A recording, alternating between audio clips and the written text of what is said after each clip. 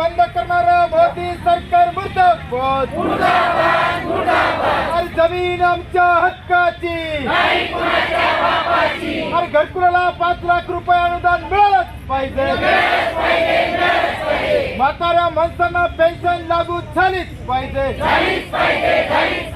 जमीन घरकुल पेन्शन आमच्या हक्काचं नाही कुणाच्या बापाचं। महाराष्ट्र राज्य शेतमजूर युनियन लाल बावटा जिंदाबाद जिंदाबाद जिंदाबाद। शेतमजूर युनियन जिंदाबाद जिंदाबाद जिंदाबाद। महिला शेतमजूर कामगार एकजुटीचा महिला शेतमजूर कामगार एकजुटीचा।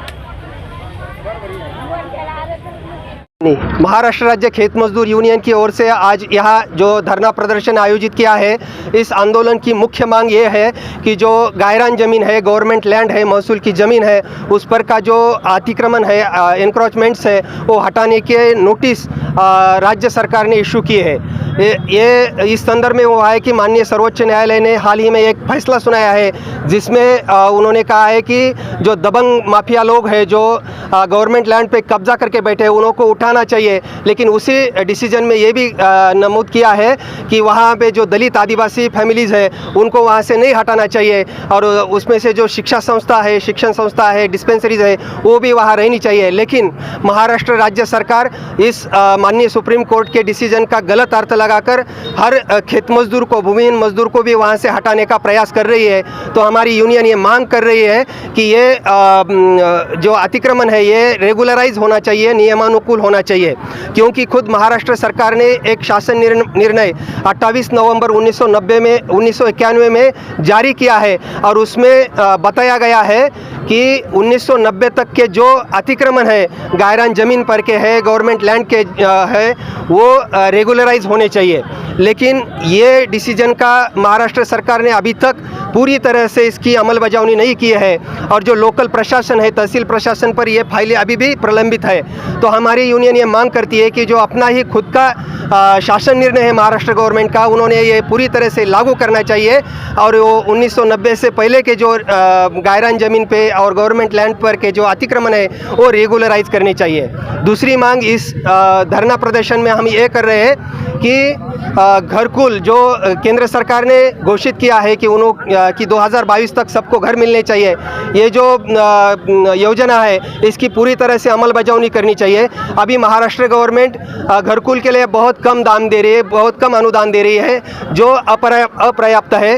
तो कम से कम जैसे कि केरल सरकार हर घरकुल धारक के लिए 5 लाख रुपए का अनुदान मुहैया करा रही है, उसी तरह से महाराष्ट्र सरकार ने भी घरों के लिए 5 लाख रुपयों का अनुदान देना चाहिए।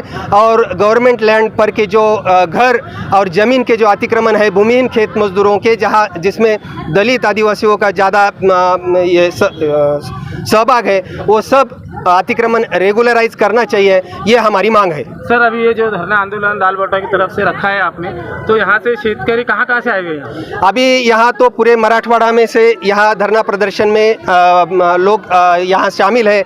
लेकिन इसी तरह आज के ही दिन हमारे 3 महसूल आयुक्त कार्यालय पर आंदोलन चल रहे हैं, नासिक कमिश्नर कार्यालय पर भी आंदोलन चल रहा है, नागपुर में भी आंदोलन चल रहा है। महाराष्ट्र में पूरी तरह हम विभागीय कमिश्नर कार्यालय पर आज के दिन ये धरना प्रदर्शन कर रहे हैं। आपका नाम? बलीराम भुम्बे, मैं जनरल सेक्रेटरी हूँ महाराष्ट्र राज्य खेत मजदूर यूनियन का। मेरे साथ है कॉमरेड मारुति खंदारे, ये राज्याध्यक्ष है महाराष्ट्र राज्य खेत मजदूर यूनियन के। आने वाले समय में नेता लोग आज ही सबक सीख ले। आज हम लोग हमारी दिक्कतें लेकर उनके दरवाजे पर आए हैं, उनके प्रशासन के दरवाजे पर आए हैं। अगर हमारी मांगों को वो लोग ठुकराते हैं या नामंजूर करते हैं, तो आने वाले समय में हमारी जो भी जनता है, हमारे जो भी इस देश के खेत मजदूर है, कामगार है, छोटे किसान है, आने वाले समय में उनको उनकी जगह ज़रूर दिखाएंगे। उसी तरह से हम लोगों ने आज महाराष्ट्र राज्य खेत मजदूर यूनियन की ओर से औरंगाबाद आयुक्त कार्यालय पे बेमुदत धरने आंदोलन रखा है। धरने आंदोलन रखने की वजह है कि आज सरकार नोटिस इशू कर रही है, जो भी गायरान ज़मीन आज किसान जोत रहे हैं वो ज़मीन उनको मिलनी चाहिए। उनको उनके पूर्वजों के ज़माने से जो ज़मीन हाथ जोत रहे हैं उनके नाम से 7/12 निकलनी चाहिए। सरकार टुटपुंजे पैसों पर आज उद्योगपतियों को ज़मीन सोलर के लिए यूज़ करने के लिए दे रही है। हम हमारी ज़मीनें नहीं देंगे। हमारी ज़मीन की जब तक 7/12 नहीं निकलेगी हमारी ज़मीन हमको नहीं मिलेगी।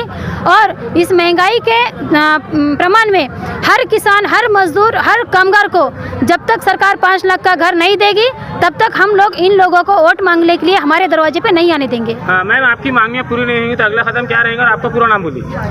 मेरा नाम है कमरेड सरिता शर्मा और अगर हमारी मांगे सरकार मंजूर नहीं करती है तो आने वाले समय में हम उनको हमारे गलियों में, हमारे शहरों में हम उनको आने नहीं देंगे।